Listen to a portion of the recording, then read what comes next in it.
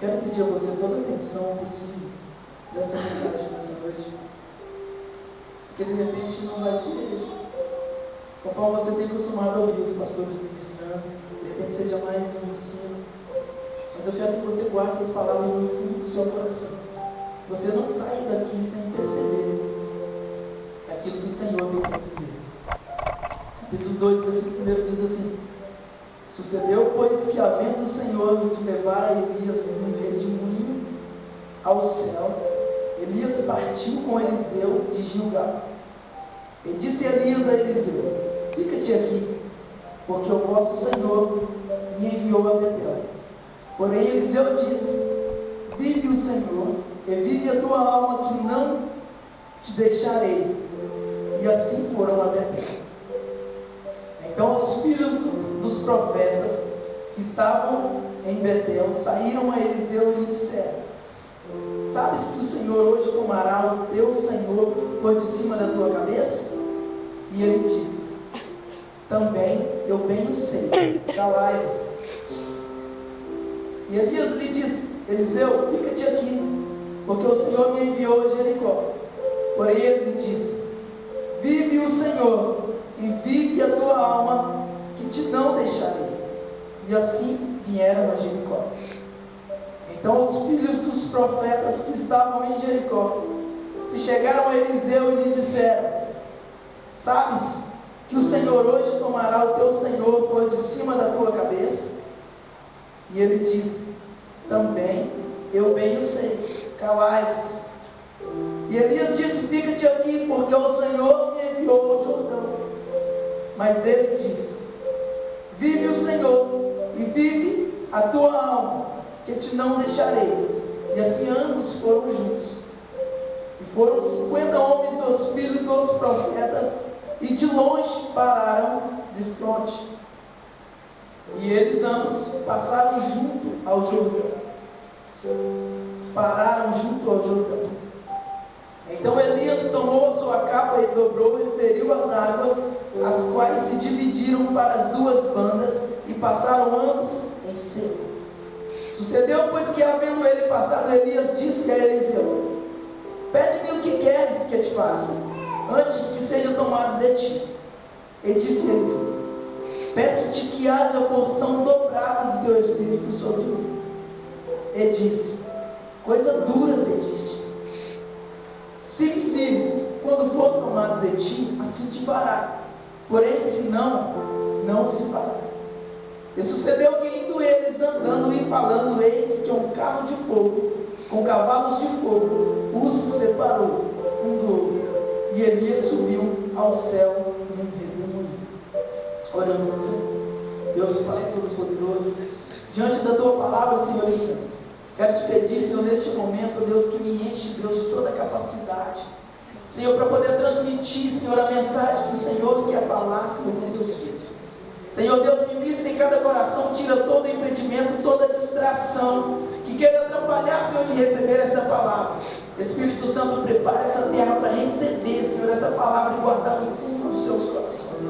Deus, que no nome de Jesus essa palavra possa trazer efeito para as nossas vidas. E assim eu te peço, Senhor, e te apresento, Deus, todos que estão aqui, Pai, no nome do Senhor Jesus. Amém. Podeis Deus.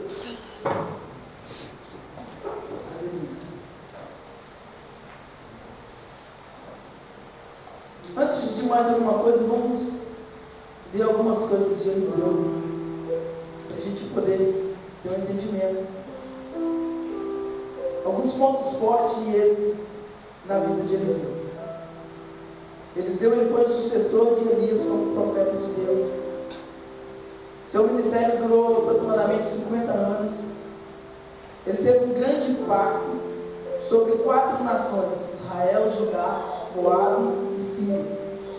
Foi um homem íntegro que não tentou enriquecer-se às custas dos outros. Fez muitos milagres para ajudar aqueles que estavam sofrendo necessidade. Esses são os pontos fortes e êxitos na vida dele. Eu acho que é mais do que o suficiente para a gente aprender um pouquinho com ele. Lições de vida. Aos olhos de Deus, uma medida de grandeza é a disposição para servir aos pobres como também aos poderosos. Um substituto eficaz não só aprende com o seu mestre, também constrói sobre as realizações de seu mestre. Informações essenciais. Ele era do reino do norte, era lavrador, depois passou a ser profeta.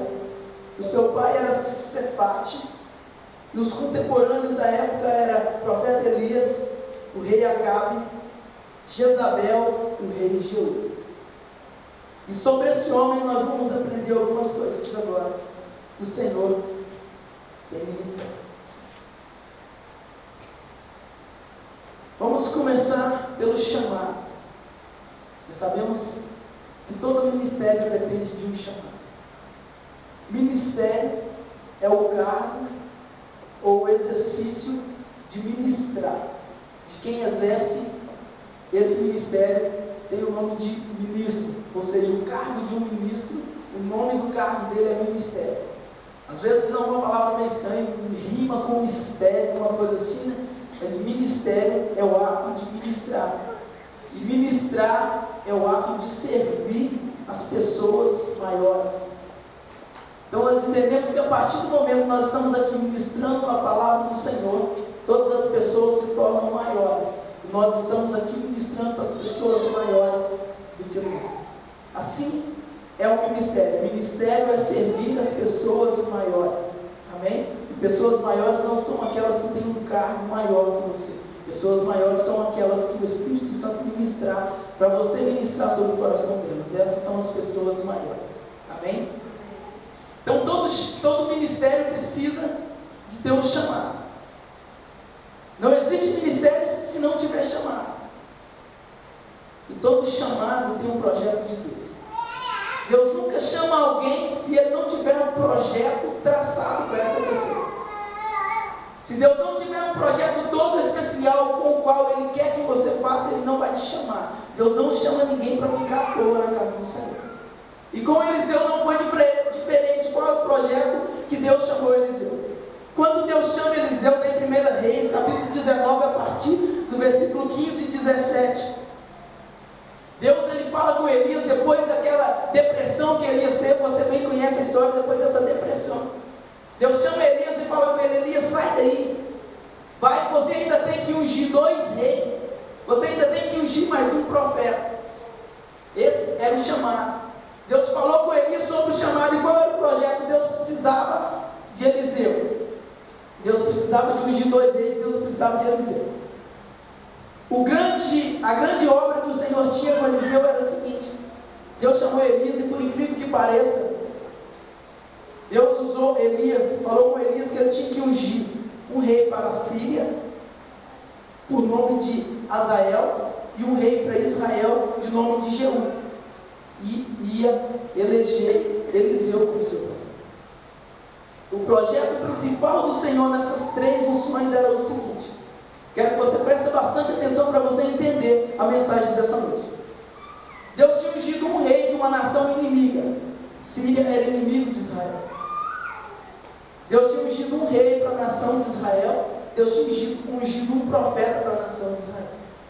Dessas 3 unções que o Senhor mandou Elias ir e derramar, essas 3 unções tinham um propósito só, mas com 3 caminhos separados.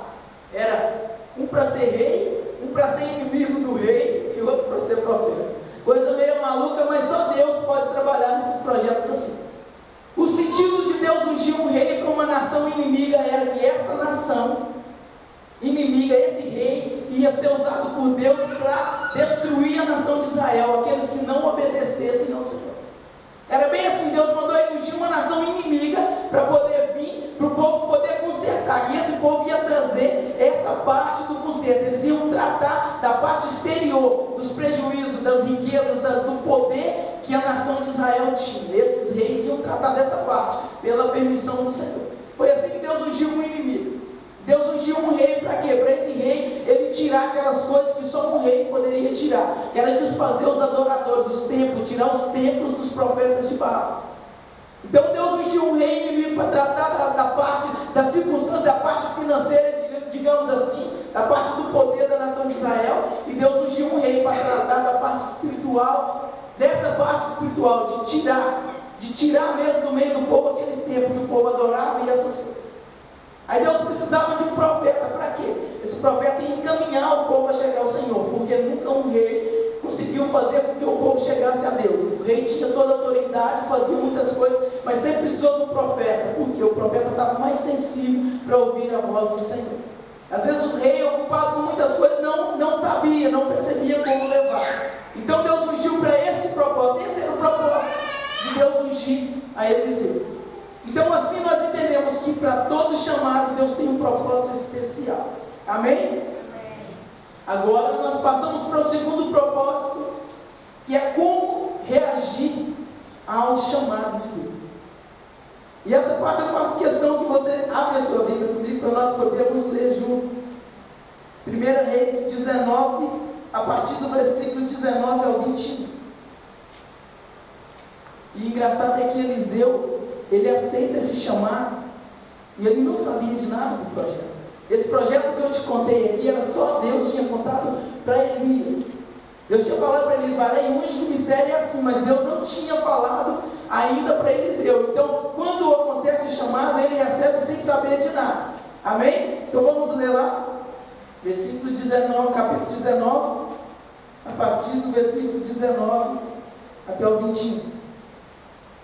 Partiu, pois, Elias dali, achou Eliseu, filho de Safate, que andava lavrando com 12 juntas de bois diante dele. E ele estava com a 12ª. Elias passou por ele e lançou a sua capa sobre ele. Então deixou ele os bois e correu após Elias e disse: deixa-me beijar ao meu pai e à minha mãe, e então te seguirei. E ele lhe disse: vai e volta, porque que te tenho eu feito? Voltou, pois, ele de trás dele e tomou uma junta de bois e o matou, e com os aparelhos dos bois cozeu a carne e a deu ao povo e comeu. Então se levantou e seguiu a Elias e o serviu. A reação diante do chamado faz toda a diferença. E eu percebo aqui que é muito interessante que ele não só deixou para trás, mas ele foi lá e destruiu o trabalho que ele fazia. Ele lavrou na terra 12 juntas de boi, aí 11 na frente dele, ele na 12ª é a 12ª, né? Se eu não me engano, acho que é isso, né? Se eu não estou errado, é mais ou menos isso. Eu era bom em matemática, mas há muito tempo atrás. E o que acontece? Ele pega, ele arava com essa 12ª junta de bois, ele pega lá com aquilo e pede ele para ir falar com a família. O que acontece? Quando ele volta e decide mesmo a seguir com ele vai lá, pega os bois que ele tinha, mata os bois que ele tinha, faz um churrasco daquele jeito, destrói as ferramentas que os bois usavam, destrói aquilo tudo. Ou melhor, ainda usa aquilo para fazer a fogueira, né? É forte o negócio. Ele pegou e destruiu aquilo tudo ali, usou para fazer uma fogueira. O que eu entendo com isso? Qual a forma que ele aceitou o chamado? Ele pegou, aceitou, falou assim: não, mas eu não vou deixar nada para trás que vai me prender de novo. Se chegar lá na frente eu posso me arrepender, voltar. Ele não pensou em se arrepender. Porque se ele tivesse pensado: eu vou, se esse negócio não dar certo, eu vou deixar meus boi aqui no cantinho, guardar essa ferramenta, quando eu voltar eu pego isso aqui de novo e assim eu continuo minha vida. Parece que vai capitulando alguma coisa, né? De quando Deus nos chama para a obra, de quando Deus pede para fazer. Às vezes você deixa um trabalho, às vezes você deixa uma situação, mas deixa mais ou menos assim, né? Não, eu vou deixar aqui, porque se não der certo lá em Portugal, eu vou voltar para trás, e aqui no Brasil eu estou bem organizado, eu vou conseguir as coisas. Ou até mesmo de volta para o Brasil, às vezes Deus te manda de volta, você começa a pensar: não, eu vou deixar aqui o trabalho organizado, porque senão dá certo. Às vezes Deus manda você sair de um trabalho para fazer a obra do Senhor. Às vezes a gente até sai, né, aceita esse chamado, mas depois a gente começa a pesar as coisas. Não, eu vou deixar meu trabalho aqui bem organizado, porque se não der certo esse negócio de servir ao Senhor, eu vou voltar para trás. Entende? Às vezes até mesmo na sua vida, as relações daqueles amigos que você sabe que não traz eficácia nenhuma para a sua vida. Eu acho que aqui encaixa melhor para nós jovens. Aqueles amigos que você tem que deixar mesmo. Não, para seguir o Senhor tem que deixar esses amigos de lado. Mas aí o que você faz? Você deixa de lado, só não fala, mas guarda o número de telefone.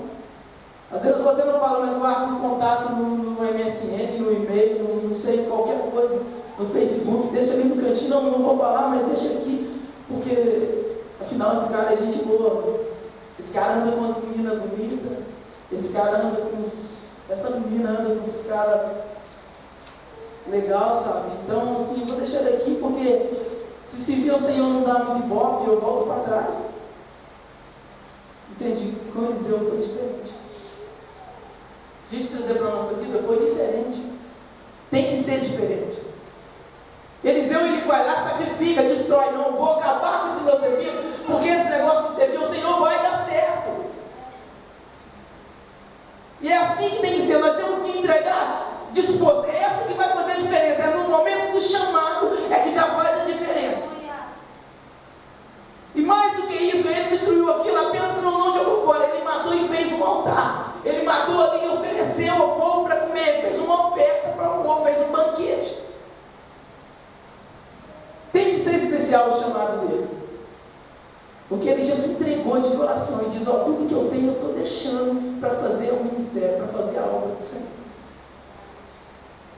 A nossa ação na hora do chamado vai fazer toda a diferença por aquilo que Deus nos chamou.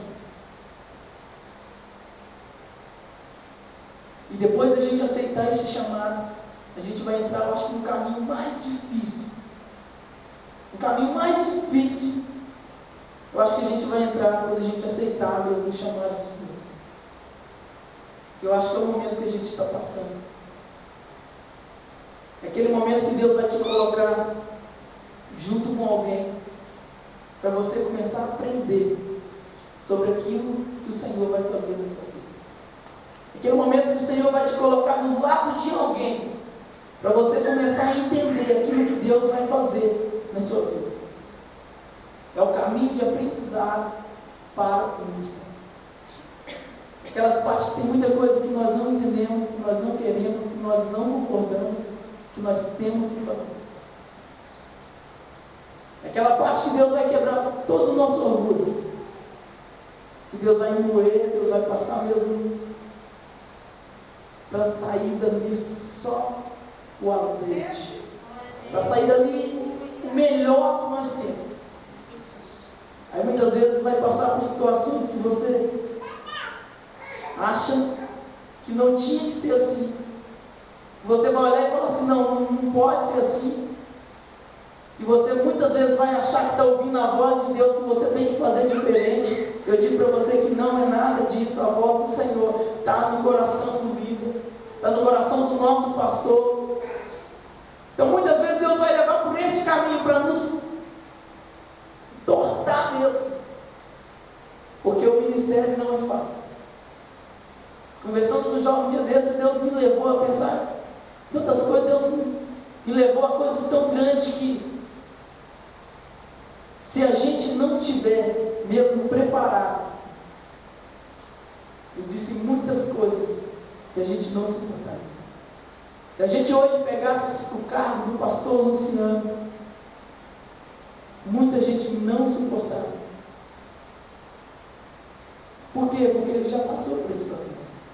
Se ele está onde ele está hoje, foi devido ao processo que ele passou.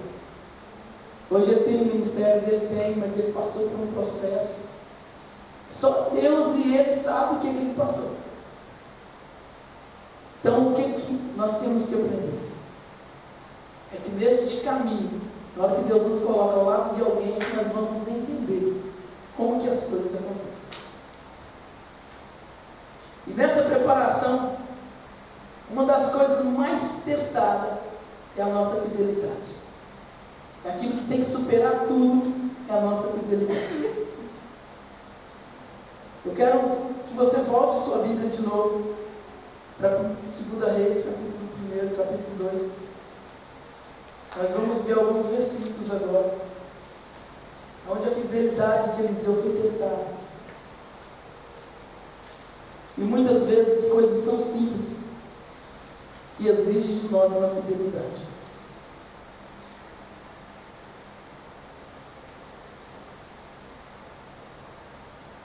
No versículo 2, ele disse Elias a Eliseu: fica-te aqui, porque o Senhor me enviou a Betel.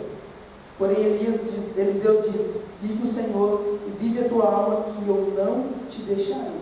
E assim foi o Betel. Com grande fidelidade de Eliseu. Naquela época a gente nem sabe que a maioria das pessoas andavam de pé no chão mesmo, pela estrada. Os reis usavam carruagem, mas eu acredito que eram só os reis. A maioria das partes que a Bíblia menciona, alguns profetas, eles estavam a pé, embora alguns fossem teleportados pelo Espírito Santo, que era o caso de Elias mesmo, né? Depois até Eliseu, entende? Filipe. Então assim, mas a maioria deles andavam a pé. E Elias vira para Eliseu e diz: Eliseu, é assim, Deus me mandou ir lá para Betel agora. Então fica aqui, deixa que eu vou. Você não precisa ir comigo, eu vou.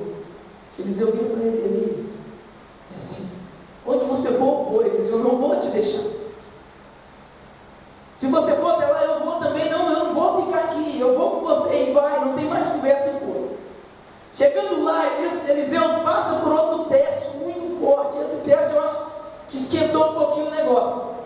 Na hora que ele chega lá, os filhos dos profetas, esses filhos dos profetas eram uma expressão de uma escola de profetas que existia na época de pessoas, discípulos, que eles estudavam a vida dos profetas do momento.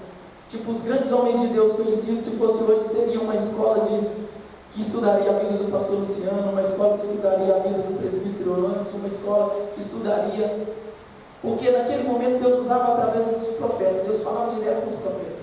Então tinha esses homens que estudavam como que Elias agia para poder agir igual, para ser de repente o sucessor de Elias. Então essas pessoas foram os grandes, essas escolas de profetas foram grandes responsáveis pela época do avivamento não morrer. Então essa escola de profetas, os filhos dos profetas aqui menciona, quando eles chegaram lá, esses homens que estudavam, eles já sabiam que Deus ia arrebatar eles. Aí de cara eles viram para Eliseu, nesse tom eles falam para Eliseu: Eliseu, por que você está andando com Elias para cima e para baixo? Daqui um dia você pode estar lá no deserto, lá, Deus vinha arrebatar Elias e você vai ficar lá sozinho no deserto. Nesse tom de palavras, se fosse hoje, a gente diz assim: por que você está acompanhando o presbítero Marquinhos? Por que você ainda acompanha, insiste em acompanhar o pastor Luciano? O pastor Luciano agora tem uma palavra sobre a vida dele ministrada, uma profecia ministrada sobre a vida dele, que ele vai voltar para o Brasil. Era como se virasse para nós e falasse: por que vocês vão ficar aqui se o pastor Luciano vai voltar para o Brasil? Nós sabemos que a direção desse trabalho está na vida do pastor Luciano. Mas Deus, quando ele faz as coisas do projeto dele, ele deixa tudo encaminhadinho. Tudo certinho, assim, os pontos, tudo exatamente como tem que ser. Esse processo dessas pessoas que estão acompanhando o pastor Luciano é que vão ficar quando o pastor Luciano for levado. Então assim, não precisa se preocupar, porque o Deus que está com o pastor Luciano é um Deus fiel, um Deus poderoso que está em toda parte. Mas o tom que Eliseu recebe a palavra é mais ou menos isso: Eliseu, tu sabe que Elias vai ser arrebatado no redemoinho de fogo, e você insiste em acompanhar ele. Ele vira para ele e fala assim: eu sei, mas fica calado, você não tem nada com isso. É mais ou menos isso: você não tem nada a ver com a minha vida. Se eu estou aqui, é problema meu. Eu acredito no ministério e pronto, e acabou.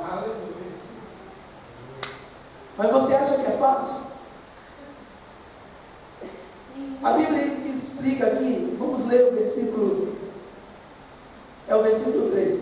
Então os filhos dos profetas, no plural, mais de uma pessoa chega dizendo ao contrário daquilo que ele fez. Quantas vezes uma pessoa dizendo ao contrário já é o suficiente para nos desanimar? Se você for ver na Bíblia Sagrada, quando Moisés, para conquistar a terra prometida, manda 12 espias lá para ver a terra prometida, 12 ou 10, 12 espias para ver a terra prometida, 10 deles voltam de lá e dizem que não conseguem conquistar Deus. Era uma multidão, eles eram muitas pessoas. E apenas 10 pessoas foi o suficiente para desanimar uma nação inteira. Gente, às vezes, uma pessoa já causa um desastre tão grande na nossa vida com uma palavra contrária daquilo que a gente espera, uma palavra contrária daquilo que a gente acredita. Às vezes, uma pessoa já faz isso. Agora, imagina você sozinho contra uma escola de profetas.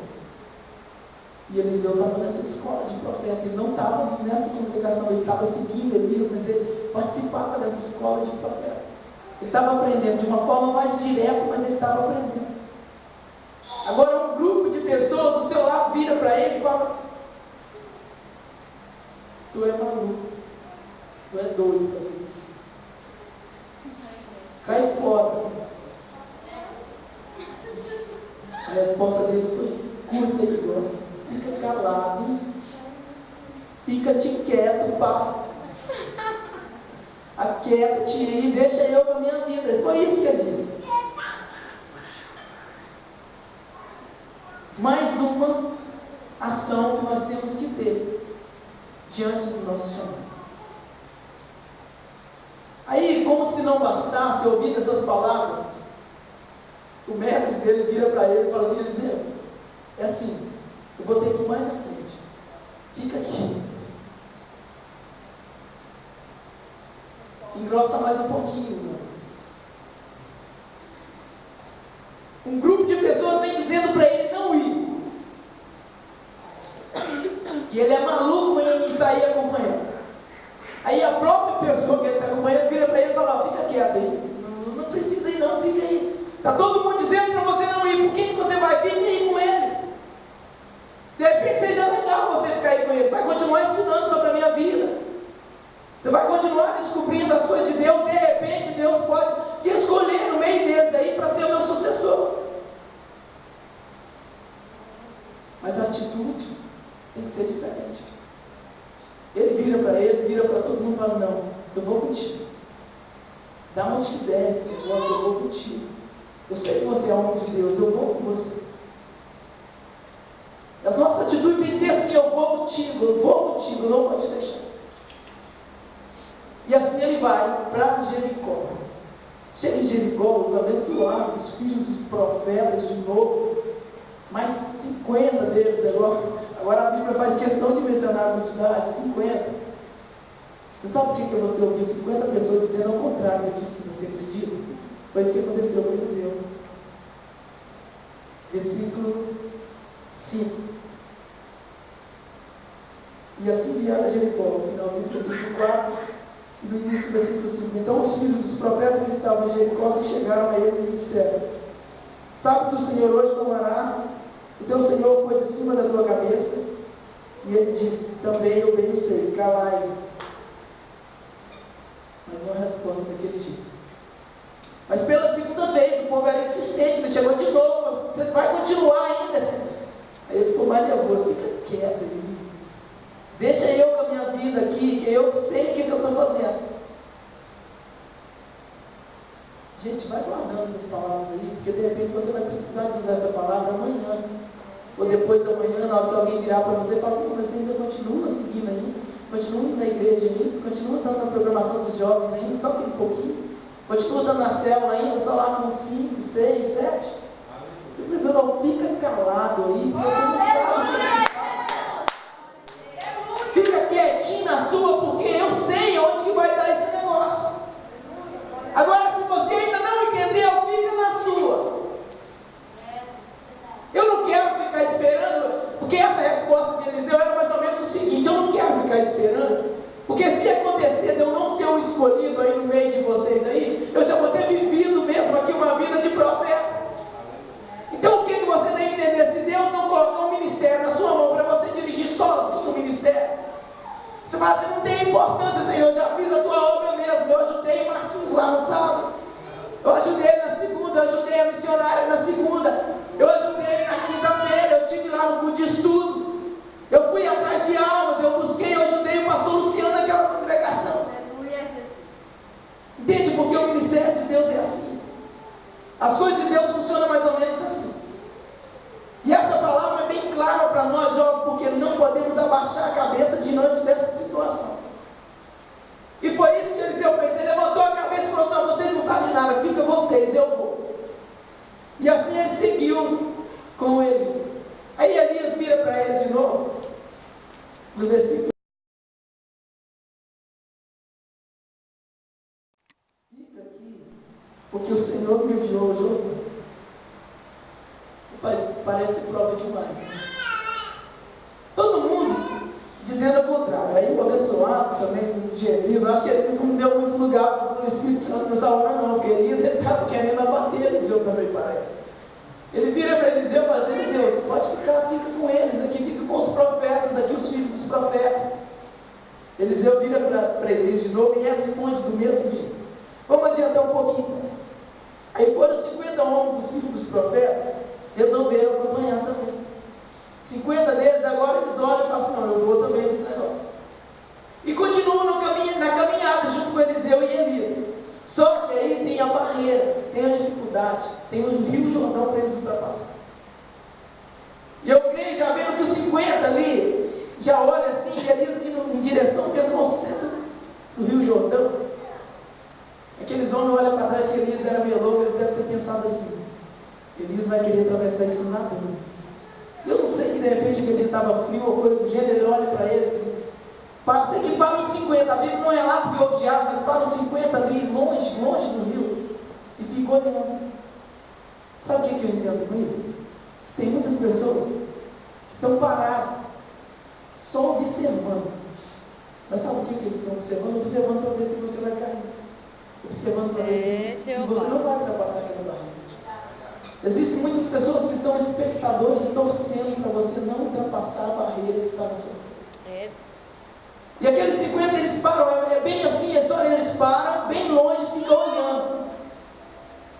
Acredito que Eliseu dá uma olhadinha assim para trás, fala assim: seus bobão, vocês podem ficar aí, mas eu vou continuar com Elias, porque o mistério é mais na frente ainda, é um pouquinho mais fundo. Aleluia, Jesus! E ele continua na caminhada até na beira do rio. Aí quando Elias para, ele para. Eu acredito que Elias já chega entrando para dentro d'água, Eliseu ia entrar também. Se Elias já chega e pula de ponte, ele ia pular também. Mas não, Elias chega e para, aí sim ele para. As coisas são assim: na hora que parar, você para. Agora, enquanto não parar, enquanto estiver um seguindo, batendo de frente, vai junto, segue junto. Você está seguindo a um líder, você está seguindo a um que tem a direção de Deus. É, Jesus. Vamos embora, o pastor Luciano chama para ir, vamos. Não vamos parar. Se alguém chama para um propósito, vamos. Se é um propósito com Deus, vamos pegar firme. Agora, se essa pessoa que está na liderança do propósito parar, você para, entende aquilo. Eliseu parou, mas não voltou para trás. Ele parou e esperou. Mas não vamos ver o que dá. Acredito se Elias vira e falou: não, nós tínhamos que atravessar para o outro lado. Mas acontece que o rio é muito fundo. Então assim, eu vou voltar. Sinceramente, eu não sei o que aconteceu com Eliseu não, mas eu acho que Eliseu ia agarrar Elias com o braço, falar assim: você larga de ser frouxo, vamos atravessar esse rio nadando, andando, correndo de qualquer jeito. Eu acho que a situação, eu acho que Eliseu ia reagir mais ou menos desse jeito. Mas não, ele parou, olhou, Elias olhou para ele. Acho que Elias sentiu intimidade também, falou: rapaz, você não é de pé, eu vou ter que abrir esse rio então. Aí Elias arranca a capa naquela unidade toda de Elias, né?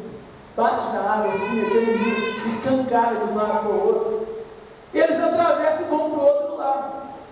E os incrédulos, os 50 lá, eles saem correndo e atrás, pegar uma carona, né, não dá junto não. Fica do outro lado ainda olhando, mas não, aquele rio vai fechar. Eles vão morrer afogados lá dentro. Acho que eles estavam pensando desse jeito, presidente. Eu acho que eles estavam olhando e falando: não, esse rio vai fechar e aqueles dois malucos vão morrer afogados. Fala, então eu não vou não, porque eles estão doidos. Sabe, os espectadores vão continuar ali olhando e observando. E eles passaram e atravessaram, foram para o outro lado. E Eliseu agarrado junto com Elias. Elias, eu acho que ele estava andando em círculo, só esperando o momento de Deus arrebatar ele, era só isso. Porque ele já não estava fazendo mais alguma missão ali, ele já estava andando em círculo ali, esperando o momento de... Porque a Bíblia não relata que ele fez nada. Ele só saiu lá de Gilgal, passou para Betel, depois de Betel veio para Jericó, depois de Jericó foi atravessar o Jordão para quê? Não tinha um propósito específico ali. A Bíblia não resume desse propósito específico. E ele estava andando, esperando esse momento. E Eliseu, eu acho que Elias vira para ele e fala assim: você é mesmo cobra criada, como se diz no Brasil.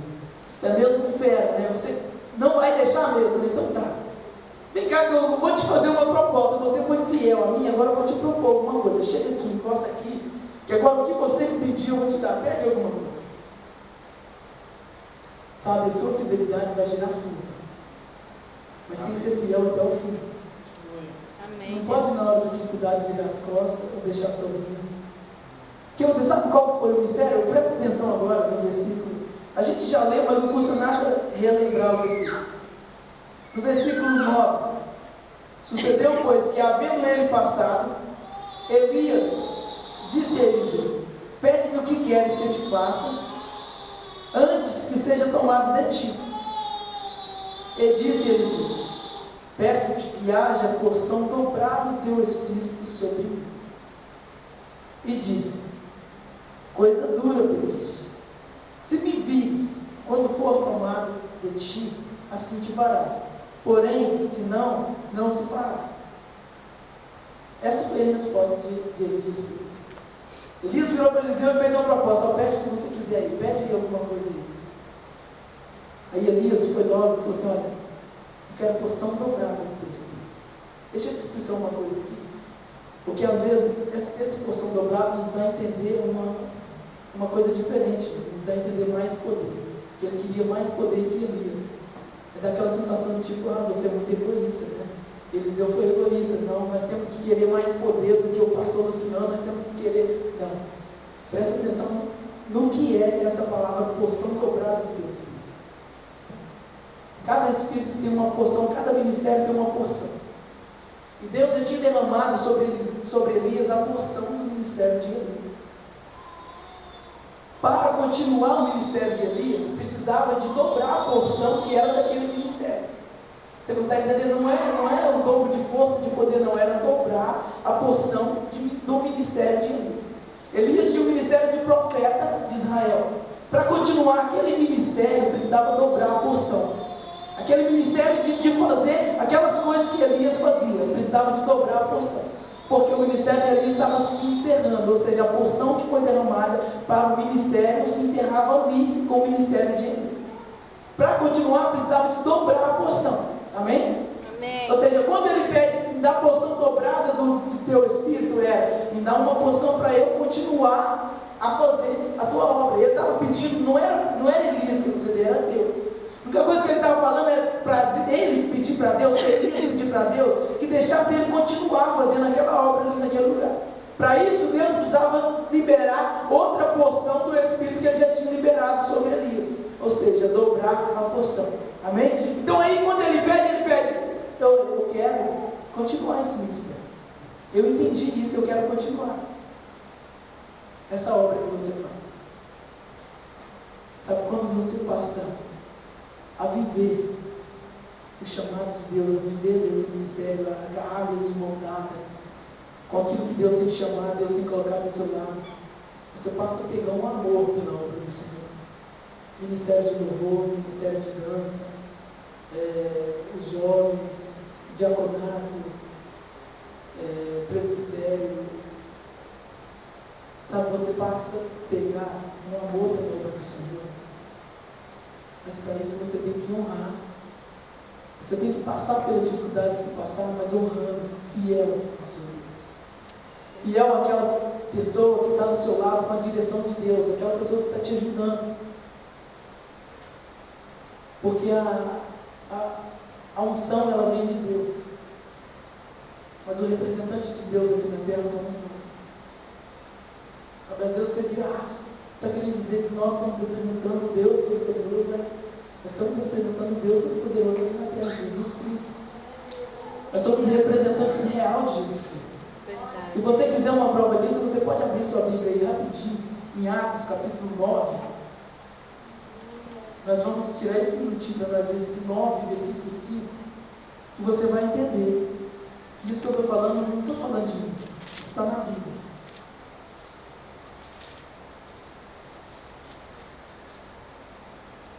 9, versículo 5, quando Saulo, presta atenção, eu vou ler o versículo 2, se diz assim, falando sobre Saulo, e pediu-lhe cartas para Damasco, para as sinagogas, a fim de que se encontrasse alguma daquelas seitas, quer homens, quer mulheres, os conduzisse presos a Jerusalém. Isso aqui está referindo sobre Saulo, que ele foi lá e pediu às autoridades uma carta para ele poder perseguir homens ou mulheres que servissem a Jesus. Ou seja, se fosse hoje, seria nós. Aí olha o versículo 4. Jesus encontra com ele no meio da estrada e acontece aquela coisa toda que você já sabe. E olha o que Jesus pergunta para ele. Saulo, Saulo, por que me persegue? E ele disse, quem és, Senhor? E disse o Senhor, eu sou Jesus, a quem me persegue. Amém? Ficou bem claro? Deu para entender? Nós somos representantes de Jesus aqui na terra. Somos representantes real de Deus aqui na terra. Ficou bem claro nessas palavras. Saulo estava perseguindo os crentes daquela época. Jesus aparece para ele e pergunta por que ele estava perseguindo Jesus. E ele não estava perseguindo Jesus, ele estava perseguindo os crentes. Mas ele estava perseguindo sim Jesus, porque nós representamos Jesus aqui na terra. Então toda a consagração que vai vir de Deus para a sua vida vai passar por algum ministro do Senhor. Vai passar por algum líder. Então assim, não desmereça os seus líderes. Não desmereça aqueles que vão te ungir, porque a unção vem de Deus, mas é eles que vão ter que passar. Eles que vão ter que passar a unção para a sua vida, amém? Então assim, nós temos que permanecer fiel a essa unção que vai descer sobre nossas vidas. Então para isso tem que ter personalidade, tem que ter fidelidade, tem que ter amor. Tem que entender o chamado do Senhor, permanecer fiel. São os passos que nos torna difícil para a gente fazer, mas a partir do momento que você seguir a risca, tendo fidelidade, seguindo aonde for, fazendo o que for necessário, aí sim